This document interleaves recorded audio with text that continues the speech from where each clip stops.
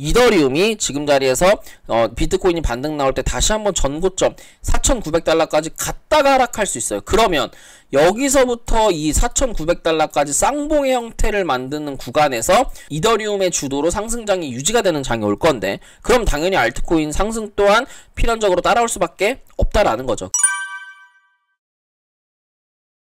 안녕하세요 구독자분들, 반갑습니다. 현재 10월 18일 오후 11시 19분 지나고 있고요.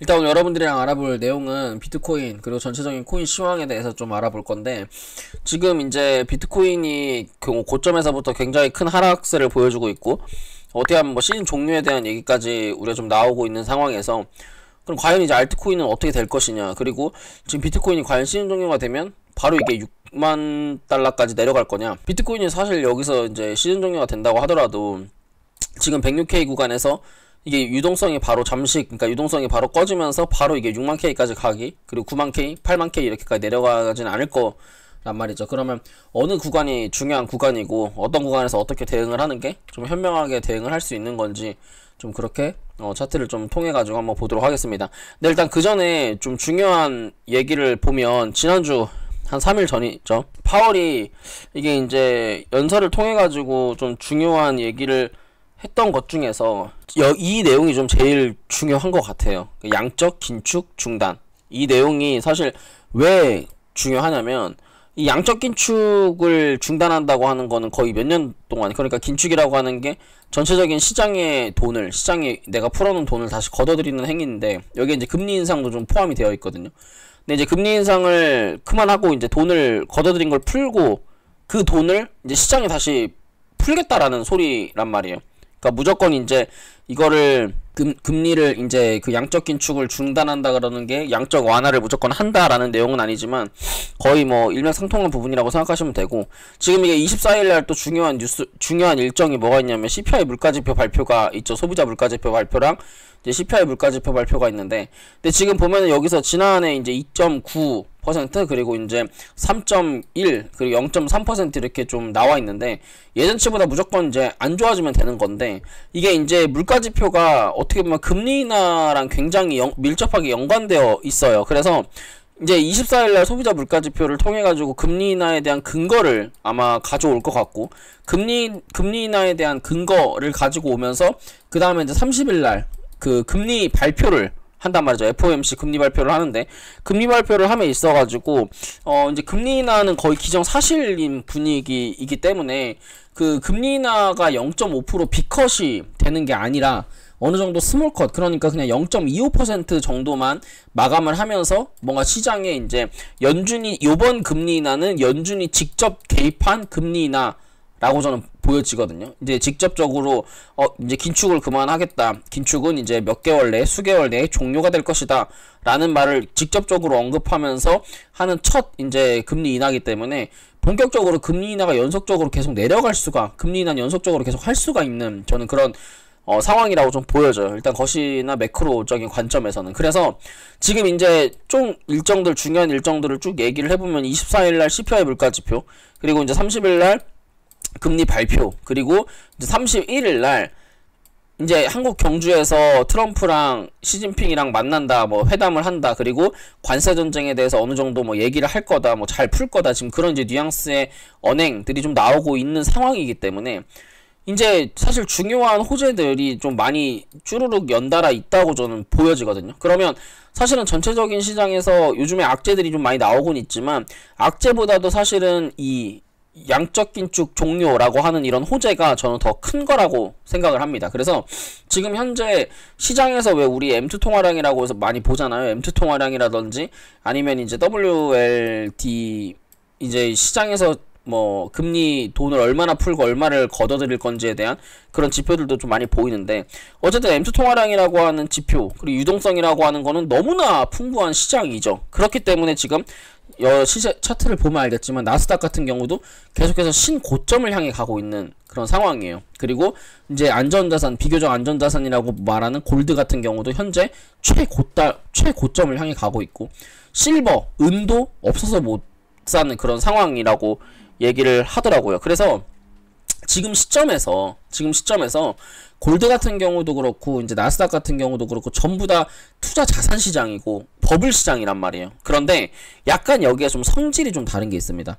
뭐냐면 이게 골드랑 그 다음에 나스닥 주식 시장이랑 그 다음에 달러, 환율 또는 채권 등이랑 각각의 다른 성질을 좀 가지고 있어요. 그러니까 이게 골드가 올라가는 거는 안전자산이 올라가는 거기 때문에 나스닥과 비트코인 이런 코인 시장이 약간은 올라가기가 좀 주춤한 거예요. 그러니까 골드 같은 경우에는 안전자산이고 나스닥 주식과 코인은 약간의 비교적 리스크가 있는 시장이라고 합니다. 생각을 하는 거예요. 이런 시장에서는. 그래서 보통 골드가 올라갈 때는 나스닥이 올라가더라도 기술주 중심으로 많이 올라가요. 그 말은 뭐 엔비디아라든지 테슬라라든지 애플이라든지 이런 기술주 중심으로 올라가고, 그 기술주들이 어느 정도 고점을 형성을 하면 이제 그 애플이나 테슬라가 어느 정도 매도가 되면서 그 하단에 있는 중소형 주식들이 많이 상승을 합니다. 우리나라 국장도 똑같아요. 요즘에 국장들이 엄청 상승하고 있는데 삼성전자, SK 하이닉스 이런 반도체 관련 주식들이 엄청 상승을 해요.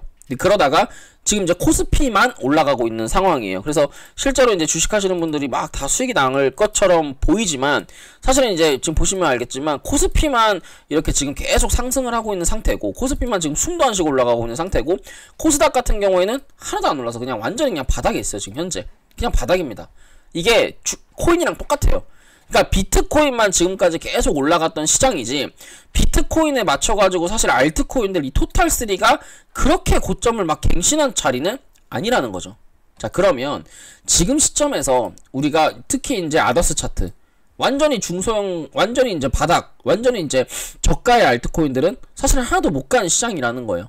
그래서 이런 것들을 좀 비추어 봤을 때 알트 불장, 그리고 이제 왜냐면 알트 불장은 최소 2주 또는 뭐 4주 이렇게 굉장히 짧은 시간에 빠르고 강하게 오르는 게 특징입니다. 그래서 실제로 이제 다른 토탈2, 토탈3랑 비교를 해보시면 아는데, 이 아더스 차트 같은 경우에는 지금 보시는 것처럼 굉장히 기간도 진짜 뭐 한 4주 만에 엄청 짧고 그리고 엄청 강하게 올라가는 게 특징이에요. 아더스 차트 같은 경우에. 그래서 지금 시점에서 물론 이렇게 지금 고점을 맞고 이 전고점을 못 간 상태에서 밀려는 있지만, 지금 자리에서 만약에 아더스 차트가 급반등을 한다고 했을 때는 이 직전 고점까지 가는 것 또한 2주에서 4주면 충분히 도달할 수 있다는 겁니다. 물론 알트장, 그러니까 알트 사이클이 온다는 가정하에. 그러면 비트 차트를 보고 알트 사이클이 올 수 있는지 없는지를 좀 한번 살펴보면, 지금 시점에서 비트코인이 어느 정도 고점의 형태를 보여주면서 전고점 자리에서 신고가를 한번 만들고, 그리고 이런 확장형의 패턴으로 주가가 이런 확장형의 패턴으로 지금 하락을 막 하고 있는 상황이에요. 그 상황에서 지금 이제 242평을 기준으로 저점 추세를 높이면서 주가가 올라가고 있는 상태고, 그러면서 지금 현재 4시간 봉이나 이제 이런 프레임을 좀 본다면 가격은 낮아지고 RSI는 저점이 높아지는 단기적으로 상승 다이버전스를 좀 만드는 상태입니다. 그리고 지금 시점에서 주봉의 형태를 보시면, 지금 주봉이 요 지지라인, 요 2024년 12월달, 2025년 1월달, 그리고 2025년 6월달 자리를 다 지지를 해줄 수 있는 요 지지라인까지 주가가 지금 내려와 있는 상태이기 때문에, 지금 자리에서는 만약에 여기서 얘가 설거지가 나와서 하락한다고 하더라도 어느 정도 항상 하락하기 전에, 그러니까 하락이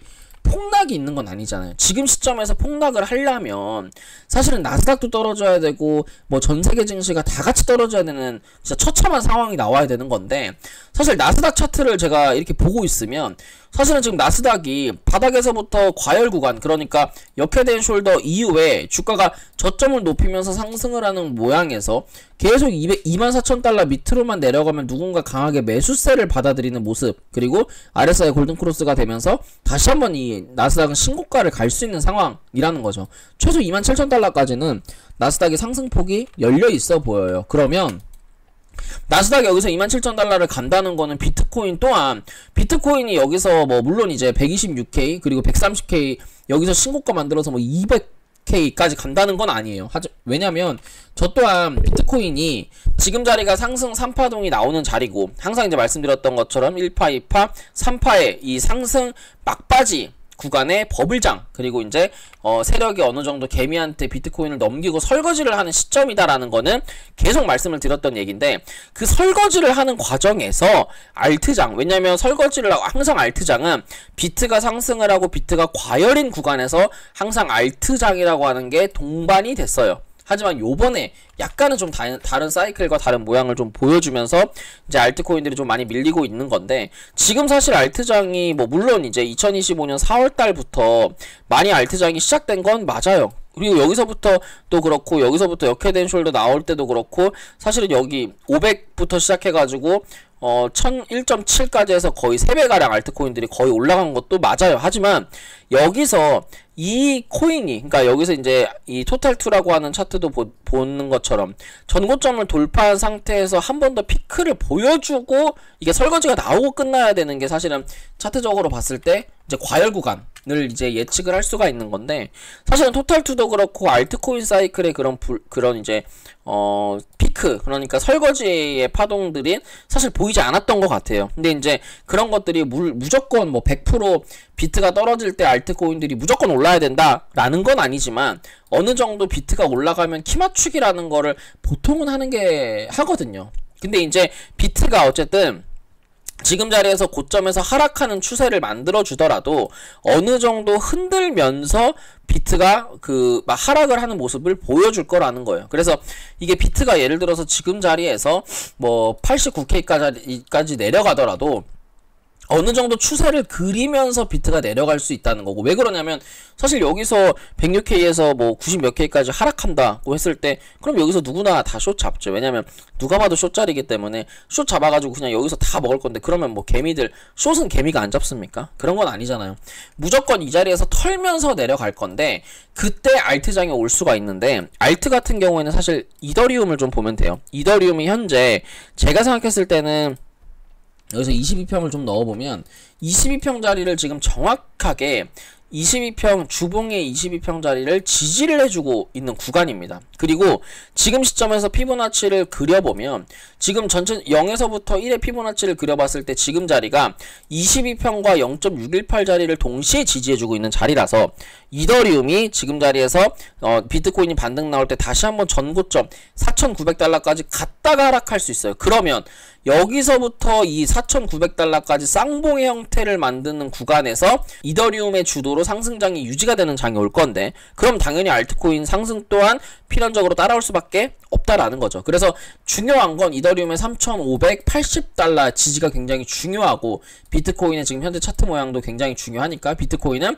110K, 그리고 이더리움은 3,580달러가 제가 생각했을 땐 알트 불장이 올 수 있는 중요한 지지 라인이고, 그러면서 이제 도미넌스가 이제 한 번 더 이런 N자의 WXY로 하락하는 요런 모양이 만들어진다면, 제가 생각했을 때는 올해 안, 그리고 비트코인이 고점에서 설거지가 하는 직전, 설거지하기 이후에, 그러니까 비트코인이 이제 지금 자리에서부터 이제 뭐 90K, 뭐 80K까지 내려가는 과정에서 알트코인, 알트 불장 한 번 정도는 충분히 나올 수 있다라고 생각을 하고 있습니다. 그래서 지금 시점에서 우리가 이제 매매를 하는데, 그렇게 뭐 알트 불장이 안 오니까 무조건 다 손절하고 도망가야겠다, 뭐 지금 내가 뭐 들고 있는데, 그리고 내가 지금 가지고 있는 돈 비트 떨어진다고 하니까 그냥 다 비트 때려쳐서 현물 때려치고 비트 숏이나 잡아야겠다, 아니면 혹은 이런 분도 있어요.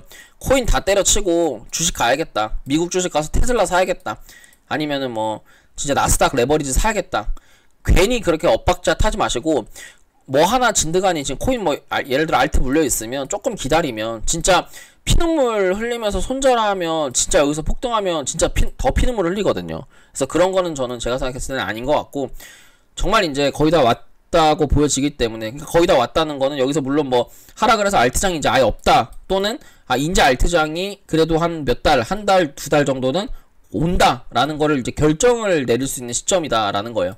그러니까 지금 시점에서는 굳이 뭔가 섣부르게 안 오니까 손절하자, 오니까 더 대출받아서 매수하자 라는 생각보다는 관망하는 포지션, 들고 있는 건 홀딩, 현금 들고 있으면 약간은 매수 대기 관점으로 보는 게 제일 좋을 것 같습니다. 지금 날씨가 많이 추워졌는데 감기 조심하시고, 제가 오늘 준비한 내용 여기까지고요. 도움이 되셨다면 구독과 좋아요, 알람 설정 부탁드릴게요. 감사합니다.